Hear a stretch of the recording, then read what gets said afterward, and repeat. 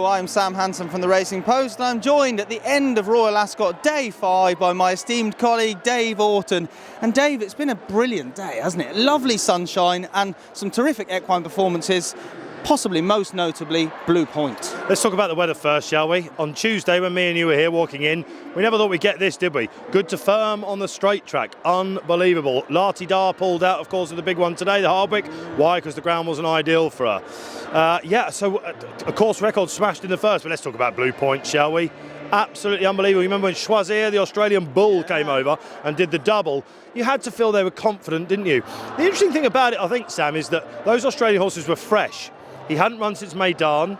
They come in on Tuesday, soft ground. They didn't think it'd be ideal for him. It just shows you how hot that King's Stand form is. I was standing around the furlong marker looking down, and you could call him the winner absolutely then. I mean, the form is, it probably wasn't the best Diamond Jubilee of all time. Anyone that was on A Dream of Dreams, another stride, he'd have got up. Sir Michael Stout's done wonders with him this year. Strong form, not as hot as the King's Stand. No, well, maybe, to be fair, I suppose, to Blue Point, you know, he had run, like you say, on sort of softer ground early in the week. Maybe, you know, he had that burst of speed, and maybe just toward the end he was sort of finding it a bit tough, and so and another furlong, of course. Yeah, so he's now 5 from 6 here. That's it, yeah. They're going to go to stud, we think, at the end of the year, so they might come back on Champions Day if the weather's like this. Well, let's hope it is. Unlikely. Yeah. You mentioned, of course, a record broken in the first in the Cheshire, and that was Pinatubo. He's a barrely sort of horse, but he's classy, isn't he? Yes, indeed. The Ballydoyle favourite, Fernando Y. Odovega, or whatever his name is.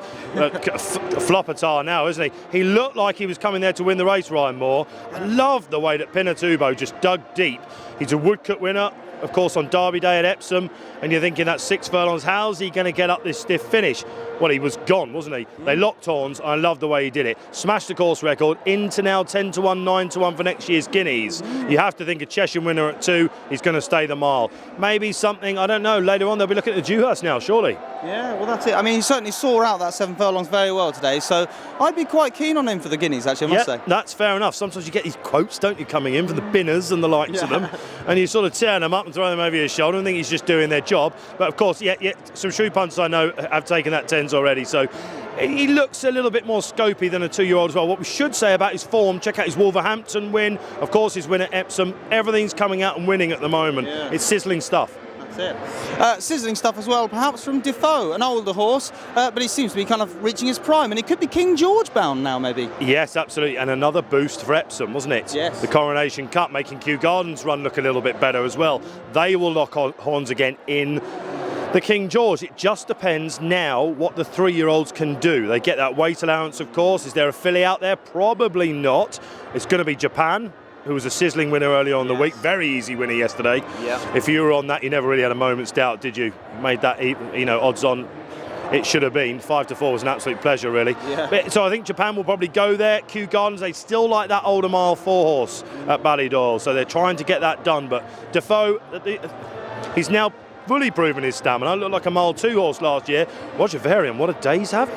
Yeah, great day, terrific day. Same connections. The winner of the Albany yesterday. That's it, yeah. Quiet start to the week. It shows you how long a festival this is. It's like Cheltenham. Mullins and Elliott don't have a winner on the first day. Everyone starts to tear up their tickets, and of course they come storming back. The cream rises here, doesn't it? That's it. And like I say, you do realise it's a long week when you work the whole thing as well, don't you? It's tiring, isn't it? Very much so. Yesterday was not my finest hour, I must say. I think I've drunk myself sober now, so well done. I'm doing all right, actually. Yeah. Well, you're slouching slightly, which is good for me. I am slouching for you. That's right. Ordinarily, I'd need a box, I think. Yeah, here we go. Look, I can get up there. The racing. We'll just go back to that Hardwick race, because actually the horse that was second in that, Nagano Gold, that's possibly going to be King George bound as well. Very interesting. And it didn't have a good start of the race, did it? And he was flying up. At 1 minute, it looked like he was going to get there under Sumio. Again, coming back just shows you what. Again, wide open division now, isn't it? I must say, Sam, I don't know about you. I think if one of the 3-year-olds comes up, and all of a sudden we should talk about our Derby. Circus Maximus this week has come out. Everyone's saying it was, the Derby was pants, and yet we had 5 in a line. The form's now looking sizzling. The 2 to come out of it this week have won. Not such thing as a bad derby. No, absolutely not. You're very right there. We'll just talk about the final race for a second, because that was an emotional win, wasn't it, for the King Power Racing team? Absolutely, very much so. They threatened to get off the mark this week, hadn't they? Sylvester Sousa as well. He took that retainer back at the start of the year, of course. Terrible drama, wasn't it, earlier in the year, and some really, really emotional scenes. And Andrew Balding has done extremely well with these horses. Remember the start of the flat season, he couldn't lose with them, could he? Went to chest up, started levelling off a bit, but a great week for Balding as well. All of a sudden, it looks like he's our new staying king, the Queen's Vase and the Queen Alexandra as well. Of course, I was in a box upstairs watching it, and everyone's on Frankie. He's just come out and got, leading rider award. He's high on life. I saw him bouncing about. I think he got a little bit too high on life because around about a mile out on a not cast iron stayer, he went for it, but the roar that came out, Sam, all over the track was incredible. It's like everyone had backed the winner. Of course, Corelli faded into fifth. And mentioned for the second as well in that, the old man of the party, Palisator. He won the race before, got loads of form in the race. He ran an absolute blinder. But Cleonte, if you bring a classy stayer to this, they should really be there or thereabouts. Another gamble landed. That's it. So I'm going to ask you now for your highlight of the day, and then, if you like, your highlight of the week.